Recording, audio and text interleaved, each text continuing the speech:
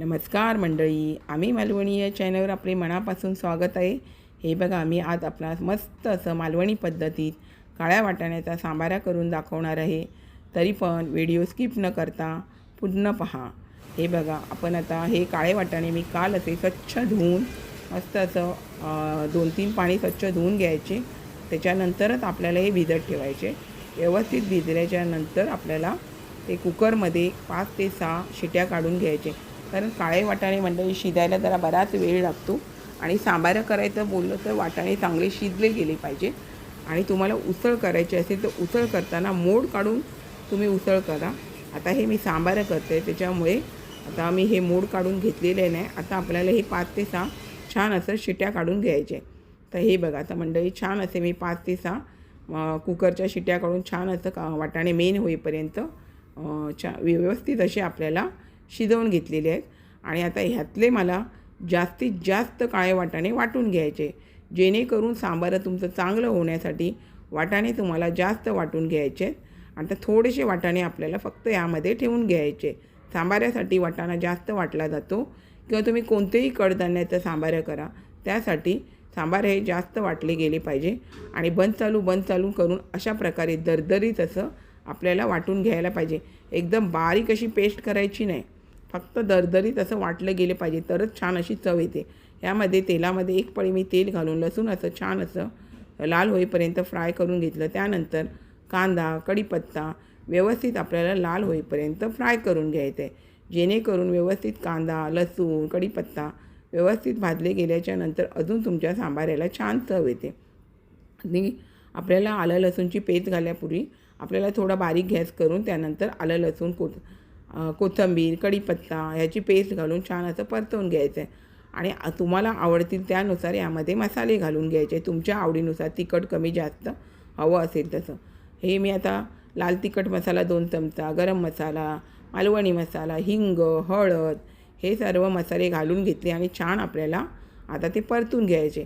आता आपण कमी प्रमाणात तेल घातलेलं असतं, पण ते आपले जे मसाले आहेत ते जळू नये त्यासाठी थोडं पाणी घालून आपल्याला हे मसाले छान असे शिजवून घ्यायचे असतात, जेणेकरून व्यवस्थित त्याचा कच्चापण निघून जातो आणि मसाले छान असे शिजले जातात। व्यवस्थित मसाले शिजले गेल्याच्या नंतरच आपल्याला ह्यामध्ये कांदा खोबऱ्याचं वाटण घालून घ्यायचं आहे। कांदा खोबऱ्याचं वाटण मंडळी माझ्या चॅनलवर बहुतेक वेळा मी तुम्हाला दाखवलेलं आहे। तेच कांदा खोबऱ्याचं वाटण घरामध्ये जर तयार असेल तर पटकन असं 1 मूठ जायसारखं किंवा 1 वाटी किंवा 1 चमचा असं जायसारखं आपण कांदा खोबऱ्याचं यामध्ये वाटण घालून घ्यायचं आहे। कारण आपण वाटाणे वाटलेली आहे ना, त्याच्यामुळे आपल्याला छान असं सांबाराला आपल्याला ग्रेव्ही मिळून जाते, त्यामुळे वाटण तुम्ही कमी घातलात तरी चालून जातं।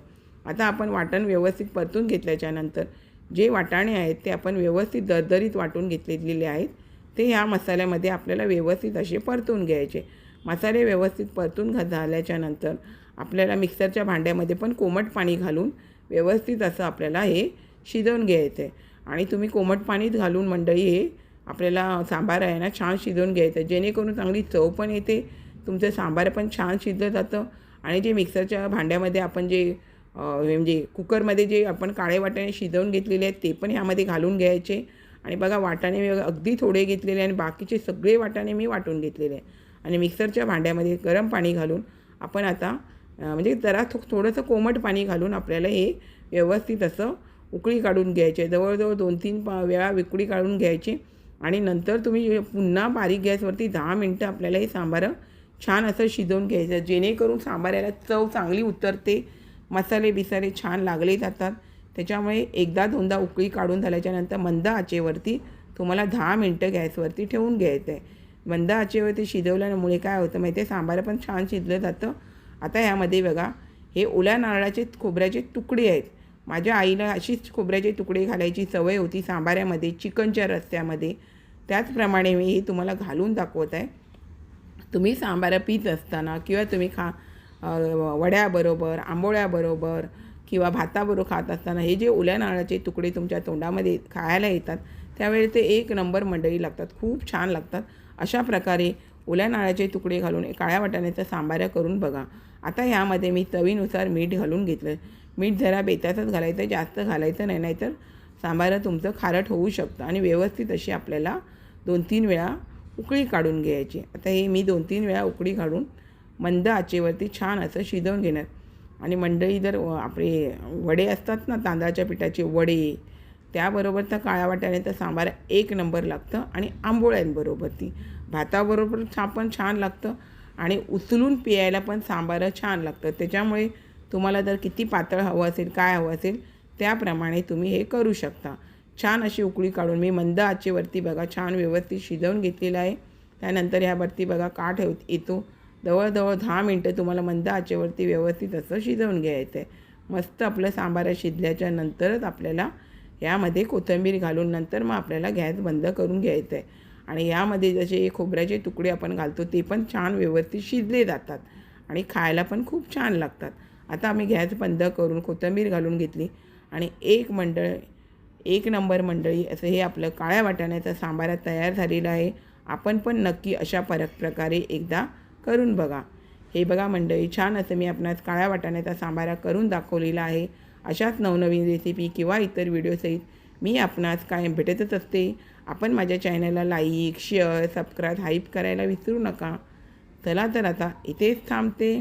मस्त खा आणि स्वस्त राहा. आपण माझे व्हिडिओ पूर्ण पाहता त्याबद्दल मनापासून खूप खूप धन्यवाद. आणि मंडळी बाजूला जी बेल आयकॉन आहे ती पण क्लिक करायला विसरू नका, जेणेकरून आपणास चॅनलचे नोटिफिकेशन मिळतील.